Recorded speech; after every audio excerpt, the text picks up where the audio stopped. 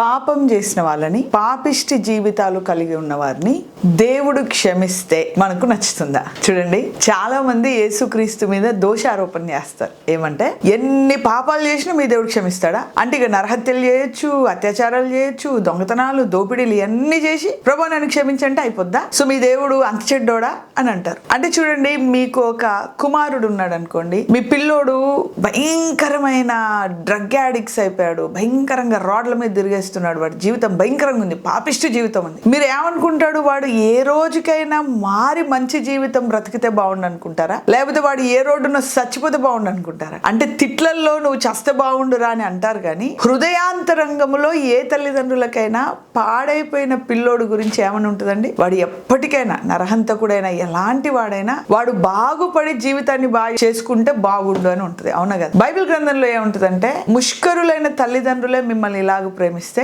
పరలోకపు తండ్రి మళ్ళీ మిమ్మల్ని ఎలాగూ ప్రేమిస్తాడు, అంటే ఎంత గొప్పగా ప్రేమిస్తాడు అని ఉంటుంది. అంటే క్షమించడము అనేది, దేవుడు నీ పాపాలను క్షమిస్తాడు అన్న సత్యము నువ్వు పాపాలు చేయడానికి లైసెన్స్ గా వాడుకోవడానికి కాదు. ఓకే, దేవుడు నిన్ను ఎలాగైనా క్షమిస్తాడు అనేది నీకు ఒక అవకాశం ఇచ్చి మంచి జీవితాన్ని కలిగి ఉండడానికి ఒక నిరీక్షణనిచ్చేది. It will give a hope to live a good life. It will give you a chance to give a good life. So చూడండి, దేనినైనా కూడా మనం వంకర టింకర్ గా అర్థం చేసుకోవచ్చు. సూర్యుడు తూర్పునే ఎందుకు వస్తాడు, పడమడు ఎందుకు రాడు? వంకర ఆలోచన. పొద్దున్న లేస్తే కాళ్ళ మీదే ఎందుకు నడవాలా, చేతుల మీద ఎందుకు నడవద్దు? వంకర టింకర్ ఆలోచన. అవునా? సో నక్షత్రాలు రాత్రిపూట ఎందుకు వస్తాయి, పొద్దున పూట ఎందుకు రావు? పొద్దున పూట కూడా నక్షత్రాలు రావచ్చు కదా. పొద్దున్న లేస్తే సూర్యుడే పొద్దున పూట ఎందుకు రావాలి, సాయంత్రం పూట సూర్యుడు రావచ్చు కదా. ఇలాగా మనము క్వశ్చన్ చేసుకుంటూ పోతే, సూర్యోదయము దేవుడు సూర్యుడిని తూర్పున రావాలి అని నిర్ణయించిన విధానాన్ని మనము ప్రశ్నించవచ్చు. ఒక ఉదయాన్ని ప్రశ్నించవచ్చు, ఒక రాత్రిని ప్రశ్నించవచ్చు, ఒక కాలాన్ని ప్రశ్నించవచ్చు,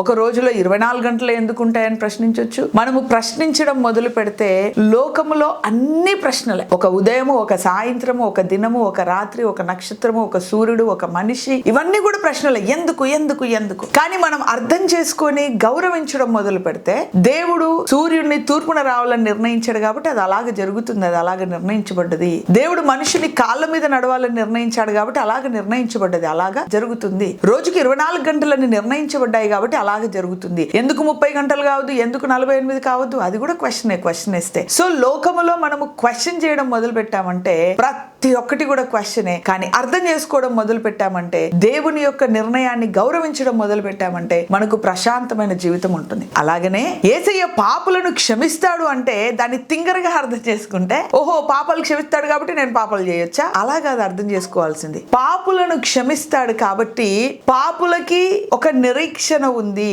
నీ చెడ్డ కుమారుడు మంచిగా మారాలి అని నీకు ఎలాగైతే ఒక ఆశ ఉందో, సృష్టికర్త అయిన దేవుడికి కూడా తన సృష్టిలో చెడ్డవారికి ఒక అవకాశం ఇచ్చి మంచిగా మార్చాలన్న ఆశ ఆయనకుంది. భూలోక సంబంధమైన తల్లిదండ్రులే ఇంతగా ప్రేమిస్తే పరలోక సంబంధమైన తండ్రి ఇంకెంత ప్రేమిస్తాడు. ఈ విషయాన్ని మనం అర్థం చేసుకుంటే, బైబిల్ గ్రంథంలో ఇదే విషయం చాలా బ్యూటిఫుల్ గా రాయబడి ఉంది. యెషయా గ్రంథం 59లో చూడండి, మనుషుల యొక్క పాపాలు ఎంత భయంకరంగా ఉంటాయో దేవుడు వివరిస్తాడు. యెషయా గ్రంథం 59:5 వారు మిడునాగుల గుడ్లను పొదుగుదురు, సాలెపురుగు వలనేయుదురు, ఆ గుడ్లు తినవాడు చచ్చును, వాటిలో ఒకదానిని ఎవడైనా తొక్కిన ఎడల విషసర్పము పుట్టును. అంటే వీళ్ళు ఎట్లాంటి వాళ్ళంటే, పాము విషాలను పొదిగి విషసర్పాలను పుట్టిస్తారంట. అంటే తలుచుకుంటేనే ఇంత భయంకరమైన మనుషులా అనిపిస్తుంది. వాడితో మాట్లాడినోడు చచ్చినోడే, వాడితో సహవాసం చేసినోడు మునిగినోడే, వాడితో బంధుత్వం కలిపినోడు ఇంక అయిపోయింది ఆడి పని, పాతి పెట్టబడ్డట్టే. అంత భయంకరమైన మనుషులు అనమాట. అయితే దేవుడు ఇలాంటి పాపిష్టి మనుషుల వైపు చూసి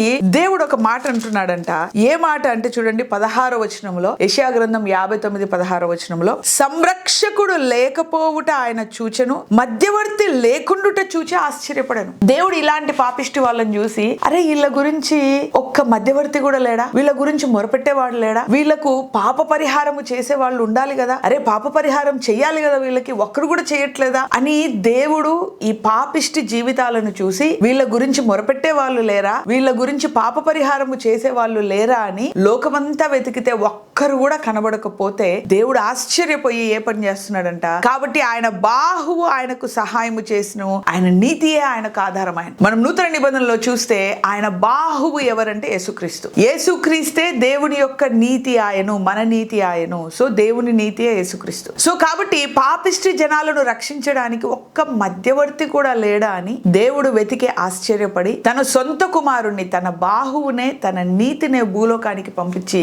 వాళ్ళ కొరకు ఒక సంరక్షకుడిని దేవుడు పుట్టించాడంట. అంటే మిడునాగులు పుట్టించే పాపిష్టి జీవితాలను కూడా దేవుడు మారాలి అని ఒక రక్షకుడిని పంపించారు. అయితే చూడండి 20వ వచనం కనుక మనం చూస్తే, సియోను నొద్దకు యాకోబులో తిరుగుబాటు చేయుట మాని మల్లుకొనిన వారి యొద్దకు విమోచకుడు వచ్చును. అయితే యేసుక్రీస్తు రక్షకుడిగా ఈ లోకానికి వచ్చాడు కదా. ఎవరి కొరకు వచ్చాడంటే ప్రతి పాపిష్టోడిని పరలోకం తీసుకుపోవాలి, వాడిని పాపములోనే పరలోకం తీసుకుపోవాలని కాదు.